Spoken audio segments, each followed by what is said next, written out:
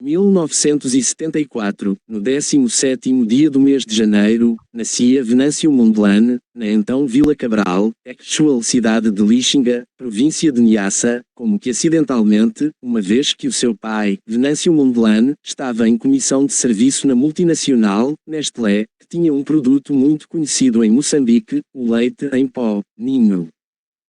Em 1979, com 5 anos de idade, ingressa no ensino primário na escola primária do Alto Maé, que era chamada, no período colonial, desde a sua fundação em 1914 até a altura de independência, Escola Municipal Paiva Manso.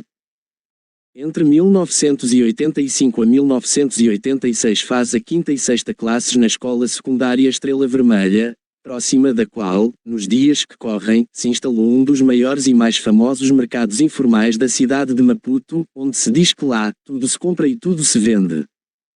Local em que, invariavelmente, a polícia organiza expedições, que entram aos tiros ora para recuperar um bem roubado ora para a sua bem conhecida arte de extorsão. Nesta escola, Venâncio Mondlane fazia parte de um trio, com uma menina que chegou a ser Miss Moçambique, e um jovem que se tornou um DJ bastante conhecido no país, cujo objetivo fundamental do grupo era competir em notas escolares. Nesse grupo ter 17 valores era considerado um desastre.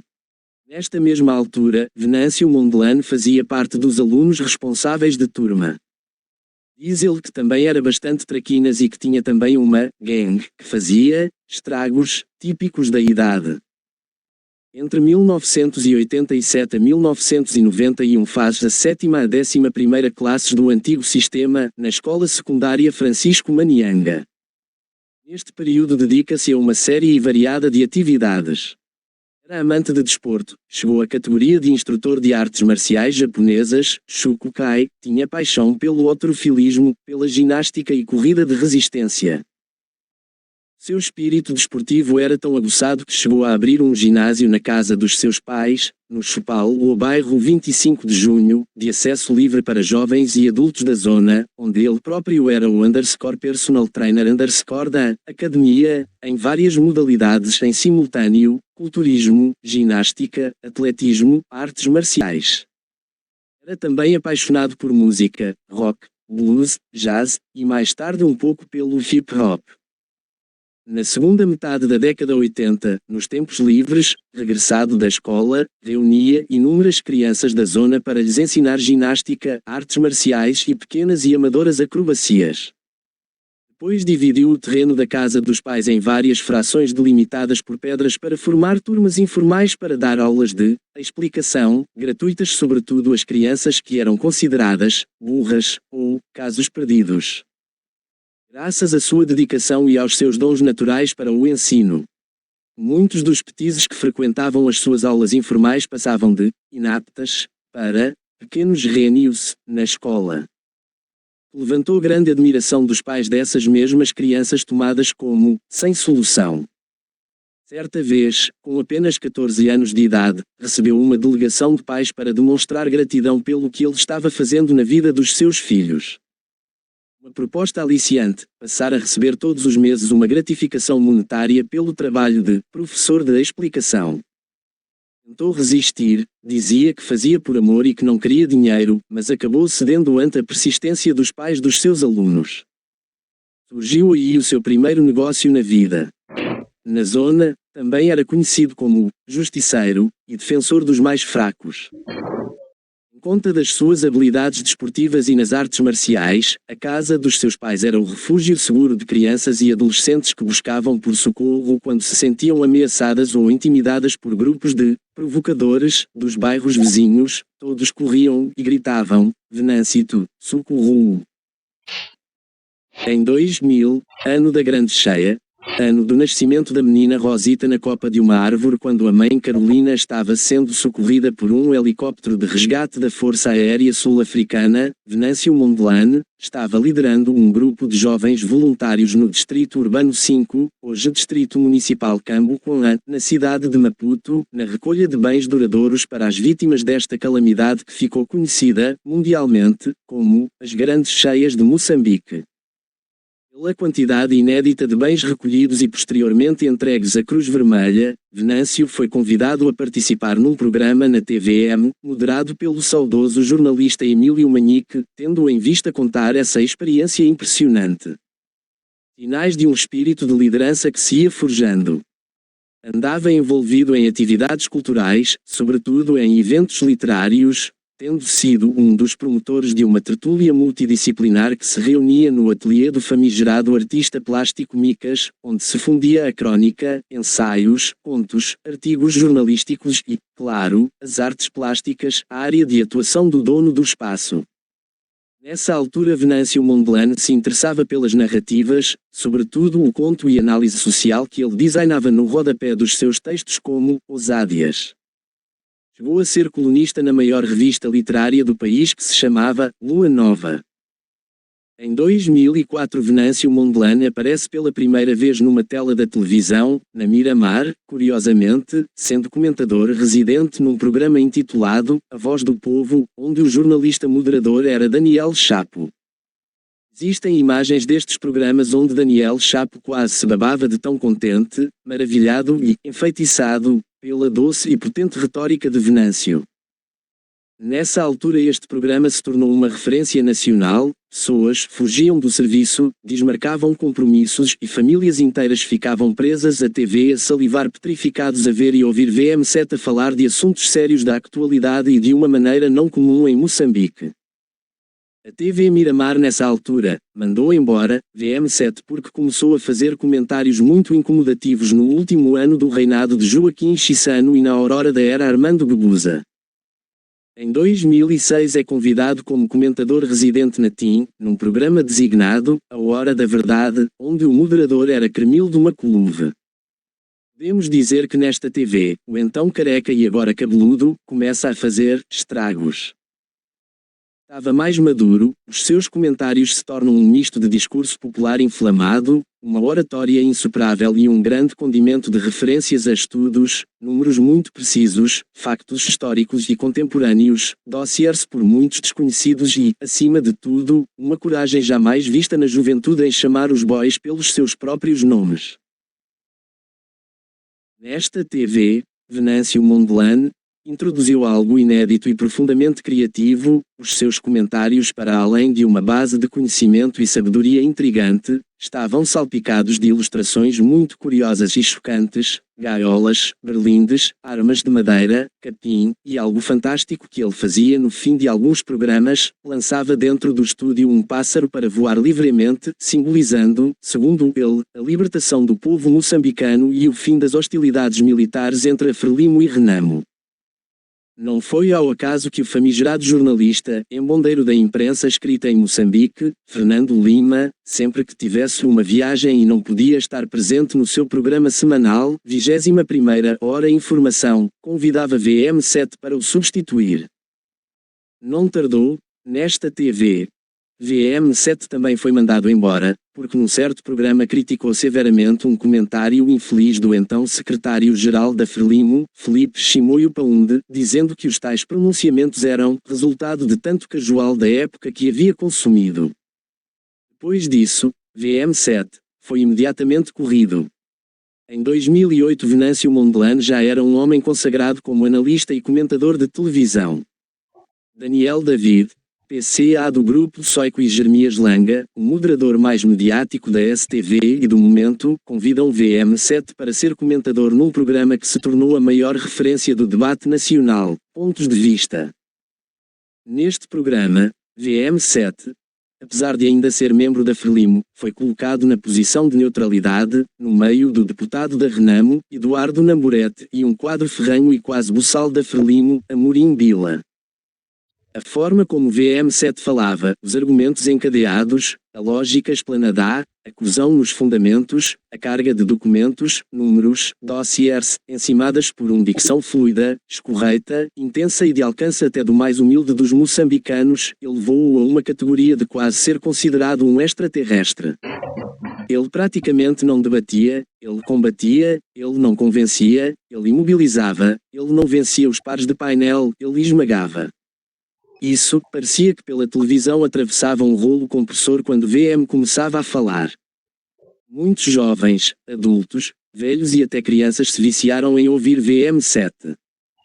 Quando fosse o momento dele intervir, os celulares ficavam inundados de mensagens: VM está a falar, VM está a falar, VM está a falar.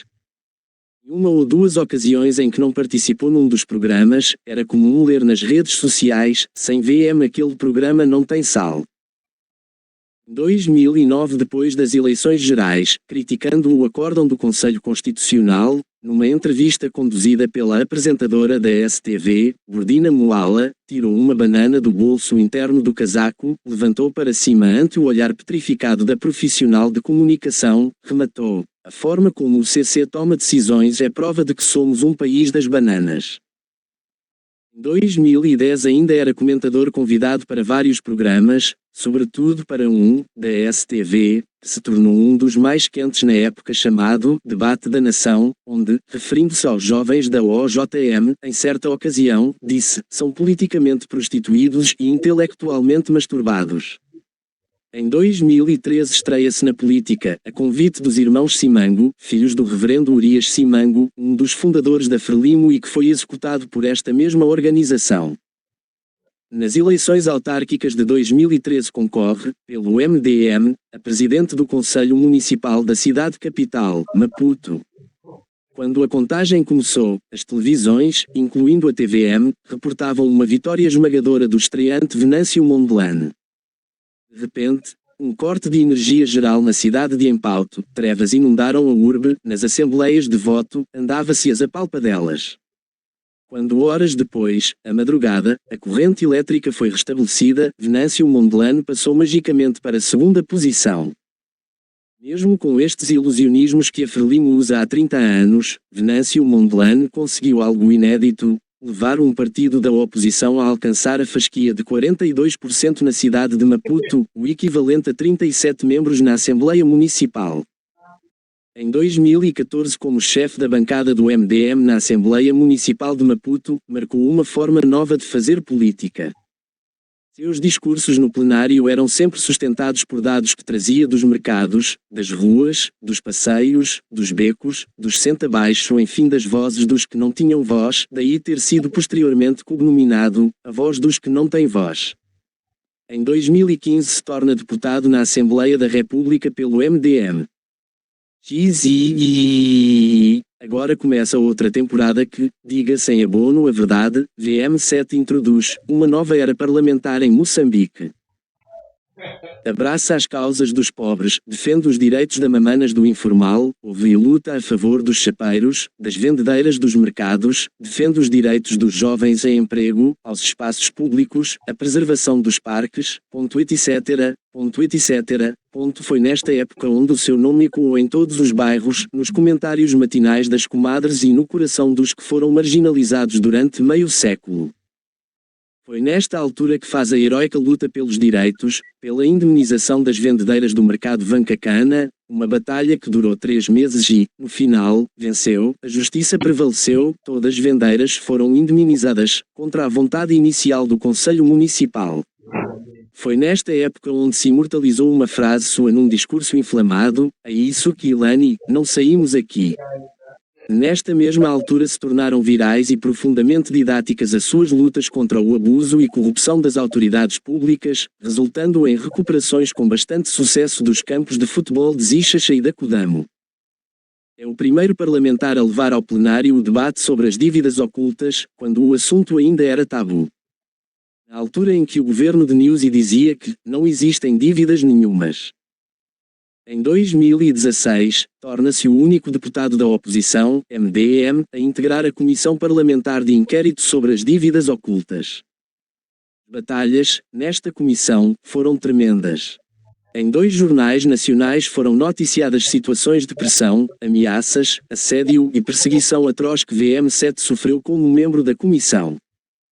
No final dos trabalhos, não concordou com o relatório oficial, tendo rejeitado assinar o mesmo, produziu, em contrapeso, o seu próprio relatório, um relatório paralelo que apresentou numa conferência de imprensa que ocorreu no mesmo dia da sessão oficial da Assembleia da República para debater o assunto. Em 2018, como efeito do convite directo endereçado a partir da Serra da Gorongosa pelo líder lendário Afonso Macacho Marceta de Lacama, torna-se membro da RENAMO, com um acordo feito para ser candidato desta formação política à presidência do Conselho Autárquico da cidade de Maputo. Temendo o peso político e social de VM7, a Frelimo, usando o seu braço jurisdicional, inviabilizou a candidatura de VM7 para o mais alto posto na gestão da capital do país. Todavia, VM7 foi a locomotiva na campanha, o que resultou em que a RENAMO, pela primeira vez, terá alcançado 34 membros na Assembleia Autárquica da cidade capital. Em termos simples, nos parece que os lugares que VM7 conseguiu para o MDM em 2013, quando transitou para a RENAMO, os mesmos lugares também transitaram para a RENAMO em 2018.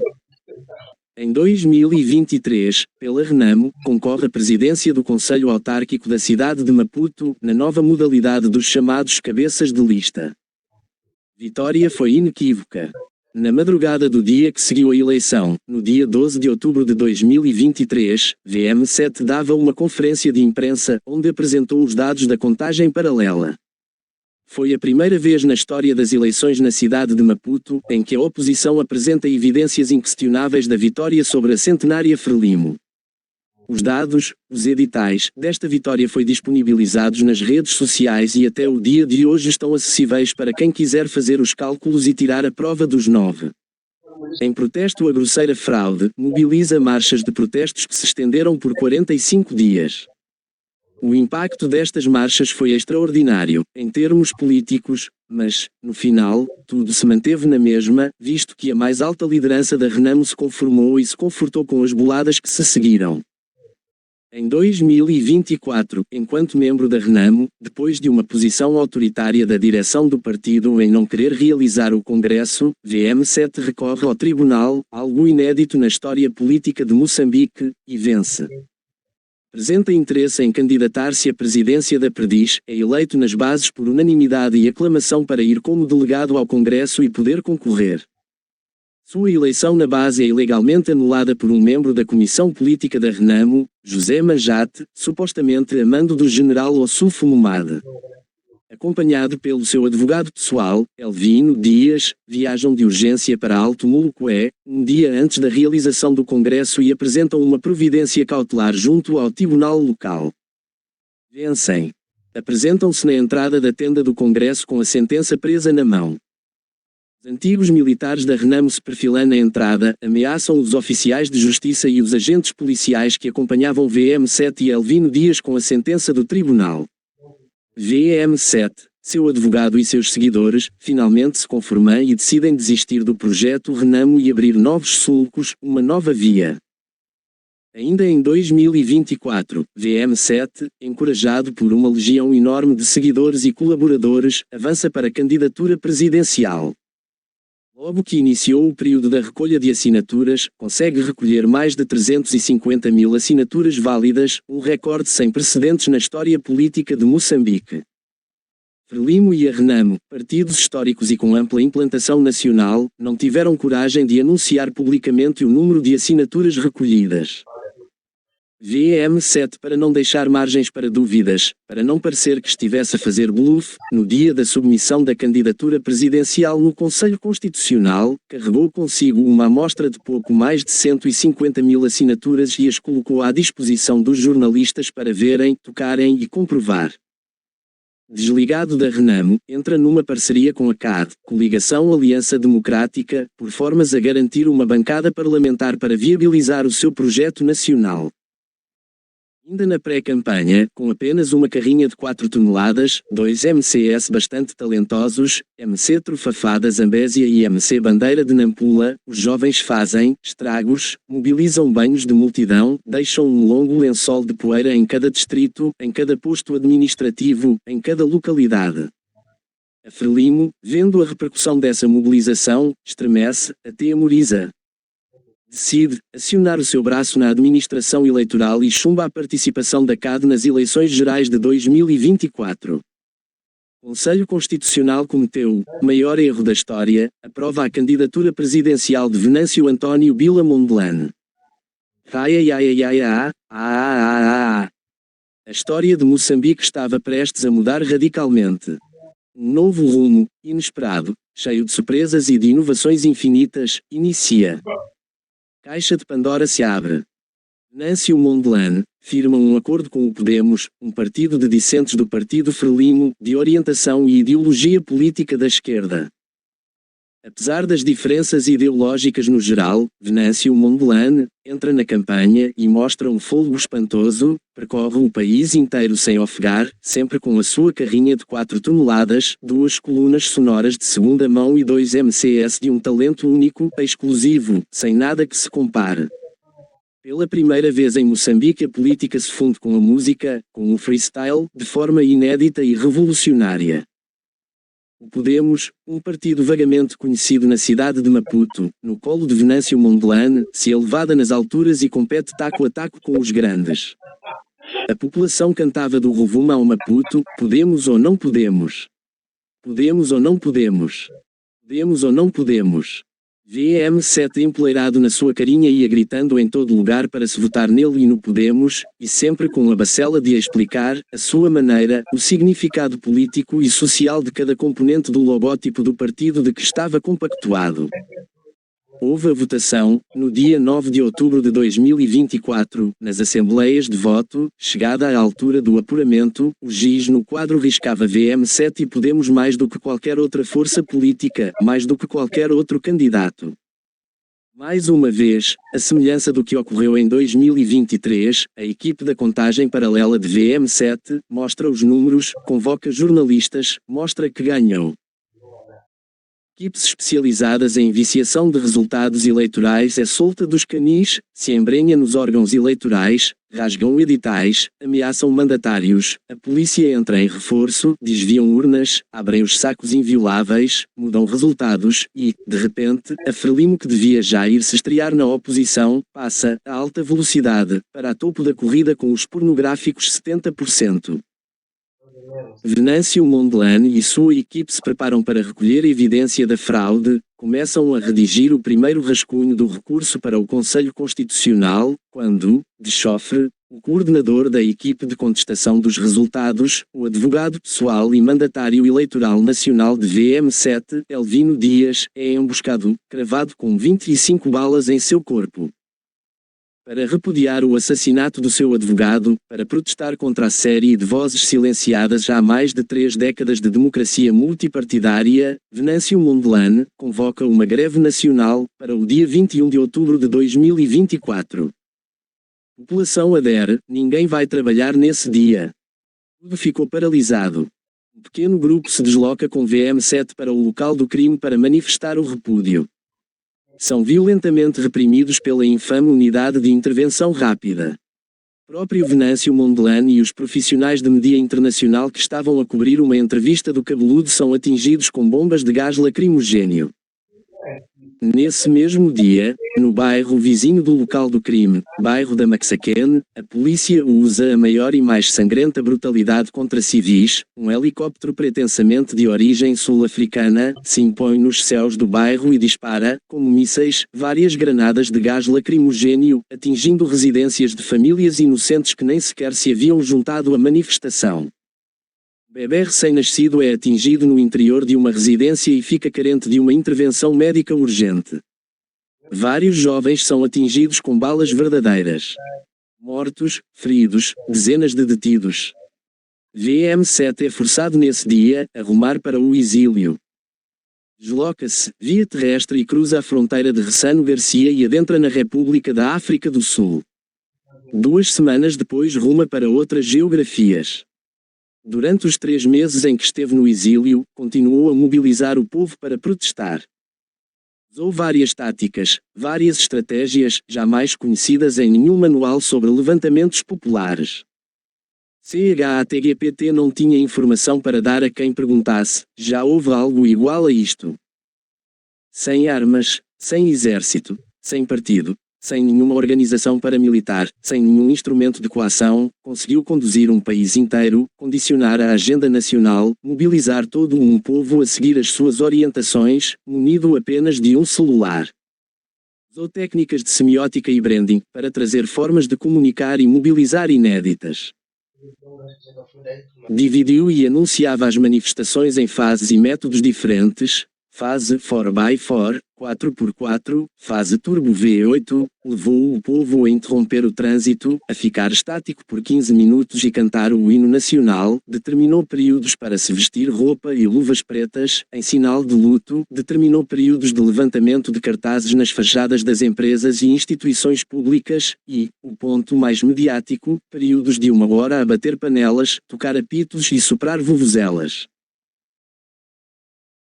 Ante estes métodos combinados jamais aplicados em toda a história política de Moçambique e África, o regime da Frelimo, impotente, sem imaginação e sem estratégia, optou pelas vias mais brutais e sanguinárias: execuções extrajudiciais, raptos nas residências, detenções arbitrárias, libertação de presos para criar pânico, seguida de execução dos mesmos, etc., etc., tendo sido, oficialmente, registado um saldo de mais de 400 mortos, mais de 2.000 feridos e mais de 4.000 detidos, até a presente data.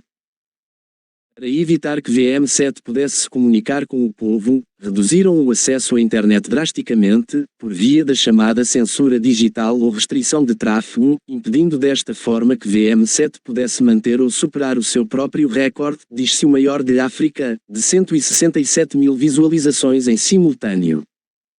Mas, mesmo com todos estes bloqueios, de redução de banda de internet, o povo se mantinha ansioso e sedento das lives de VM7. O povo não se desmobilizou. O povo estava com Venâncio. O povo continuava a vê-lo como um guia, um salvador, um Messias. Este último título VM7 rejeitava com veemência que lhe fosse atribuído. Aos 9 de janeiro de 2025, VM7 decide regressar do exílio. Regressa à casa. No aeroporto dezenas de milhares de pessoas o esperavam. Centenas de agentes da polícia cercaram a área e restringiram o acesso ao recinto. O povo estava nas ruas esperando para ver chegar a casa o seu herói.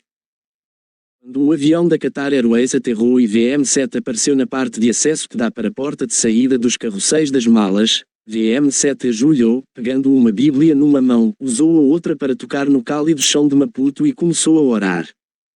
A multidão entrou em êxtase, palmas, cânticos e muitos o acompanharam na oração, fazendo-o de forma audível, com fervor, com intenção e convicção.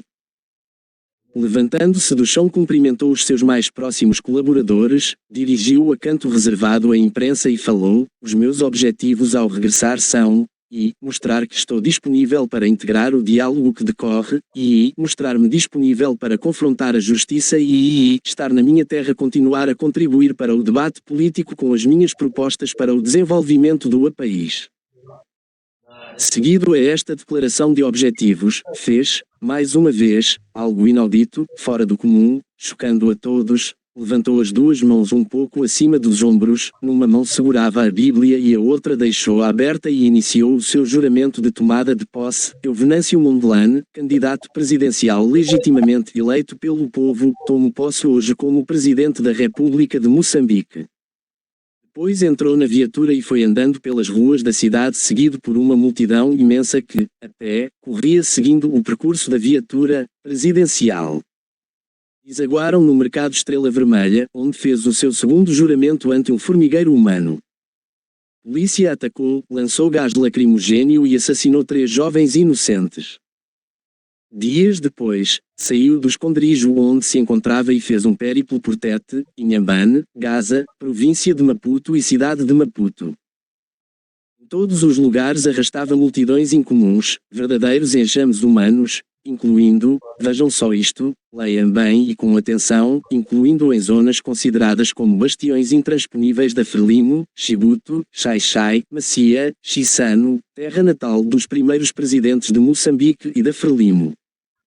Conta disso um seminário local, Portal Mos, no dia 10 de fevereiro, chegou a escrever na primeira página: Venâncio paralisa Gaza e desfaz mito de Bastião da Frelimo. Depois de ter aceito uma via de paz para a crise política em Moçambique, materializada em 2 encontros, 2 apertos de mãos, com Daniel Chapo, o presidente imposto pela força das armas, nos dias 23 de março e 20 de maio, eis que a Frelimo, que estava impedida de sair à rua com os seus símbolos, pela revolta popular, decide trair Venâncio Mondlane e aciona o seu braço judiciário, Procuradoria-Geral da República, e abre um processo-crime contra VM7, onde se destaca a acusação de crime de terrorismo. VM7 continua ativo social e politicamente enquanto aguarda o julgamento, sempre apresentando-se, como ele mesmo diz, uma caixinha infindável e incessante de surpresas. Quando instado por amigos, parentes, seguidores moderados, aliciadores, a desistir da luta e evitar correr riscos de vida, rematou nos seguintes termos: melhor morrer a defender o povo do que morrer a roubar o povo.